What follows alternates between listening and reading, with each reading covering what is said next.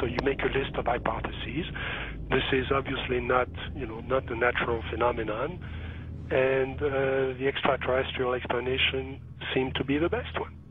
Why shouldn't we know that there's got to be life throughout the universe? So why shouldn't it be able to come here, especially since there must be civilizations there that are thousands, if not millions of years ahead of us? But then as you get more and more data, you realize that's not what the witnesses are describing. What the witnesses are describing is something that in many cases comes out of nowhere, disappears into nowhere. There are cases of objects becoming transparent on the spot, physical objects, material objects. And I have no question that people have said, well, Vallée doesn't believe this is physical. Well, of course it is physical. It's material at some times, but it can also change shape.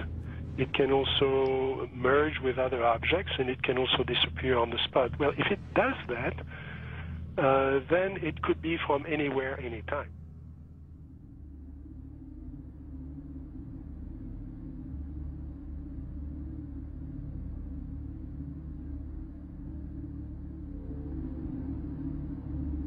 We always try to, to discredit the old legends, trying to say, no, these people were crazy, they thought everything was possible. But now we have the videos, and that's the big difference. Could you believe there are videos now of probably angels in the sky?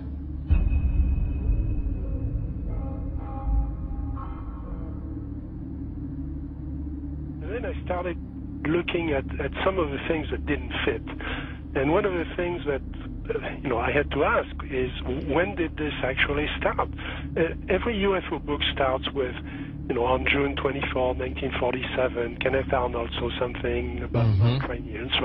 Well, that's not really true. I mean, we have data from the 30s and the 20s and from 1896 and 1897 all over the United States, and then you can go back in history. And many people don't want to hear that. They want to hear that this is if you follow the first level extraterrestrial theory, then ETs, discovered us when the atom bomb went off and they came here to study us. Well, that's not what the data says.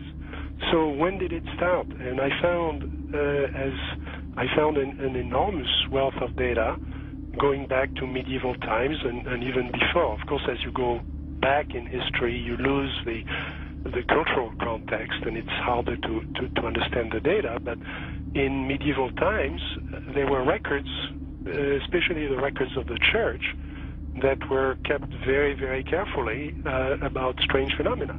The skeptics are always saying, well, give us your best case and we'll take it apart.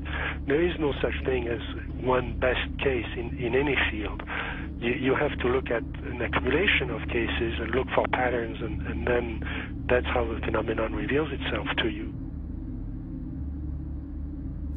And for a long period of time, or for a period of time, I believed it was extraterrestrial. I now believe it is interdimensional, the phenomena. In other words, we're looking at so-called spirit beings from another dimension. And I back this up in the new book by equating it to ancient manuscripts where these beings manifested to human beings and what their reactions were, and then comparing it to reactions present day of people who have had encounters, and the similarities are striking. Because first of all, you say to yourself, why would let's say anyone deliberately crash saucers in Roswell, New Mexico, and then allow the bodies to be retrieved? What are these bodies, in fact? And it took me a long time to figure this out. And this is a theory, okay? There's a difference between the grays, the little guys, right, that we see that have now been enculturated with the big black slanted eyes that are about 4 feet tall, all right? Those, let's just call them the grays because pretty much everyone knows them as grays. But there's another creature which people and abductees talk about that they see on board the ships, and these are tall beings, and they assume different forms. Sometimes they can appear as reptilian, other times they can appear as insectoid, other times they can appear as Nordic. In other words, in my opinion, they're shapeshifters. Now, why would I say that? What backs it up? there's a scripture, once again, from our spiritual handbook, which says that basically fallen angels can appear as angels of light if they so choose. Okay? They can appear as angels of light if they so choose. That's a shapeshifter, but it shapeshifts. It can appear as whatever it wants to appear. Insectoid, reptilian, who knows what the thing really looks like. In my opinion, it's probably a reptilian. Apparently there was some sort of a confrontation, there was some sort of a war between these beings, sides were drawn up, and we're kind of like, we're almost like cannon fodder in a way. This unseen war, which is happening in another dimension all around us that we don't see.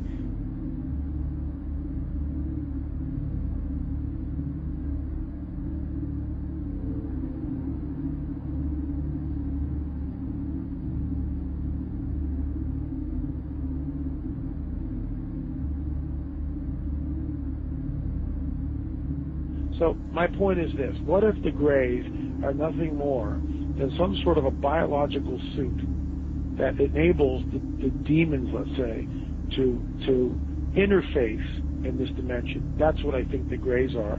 That's why they're expendable. Me thinking, I wonder if there's some sort of like a biological clone or some sort of a, you know, a body, if you will, that these demons could interface, inhabit, and then, of course, move about in this three-dimensional time-space continuum.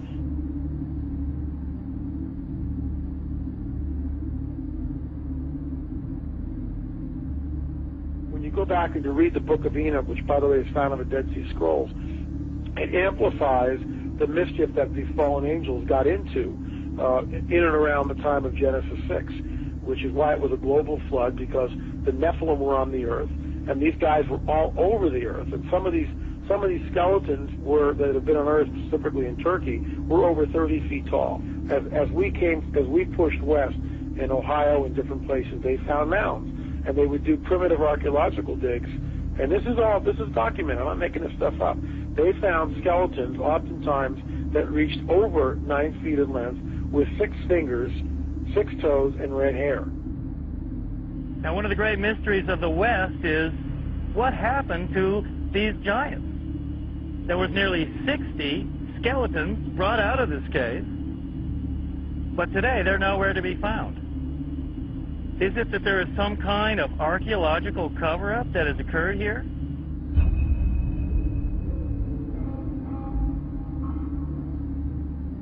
The main point is that that term is used of angels, fallen angels. And the offspring of those fallen angels with human women has produced a hybrid called a Nephilim. In the Hebrew, the term means the fallen ones. Also, the term is gigantes, which doesn't mean giants, it means earthborn. There was a gene pool problem on the planet Earth. Is that where the Bible then says that Noah was perfect? He wasn't perfect as his generations. Man. Verse 9. He was perfect in his generations. The word DNA. Perfect is tamim, meaning physical defects. You know, when you see something like that, it's overwhelming. It will change your worldview. And is that the coming great deception that ancient manuscripts warn us of? Here's a prophecy from 2,000 years ago, that what is coming on the earth will be so bizarre that even the elect would be deceived if that were possible. An object videotaped by many and seen by thousands over several nights in the Arizona sky in 1997. Major sighting here.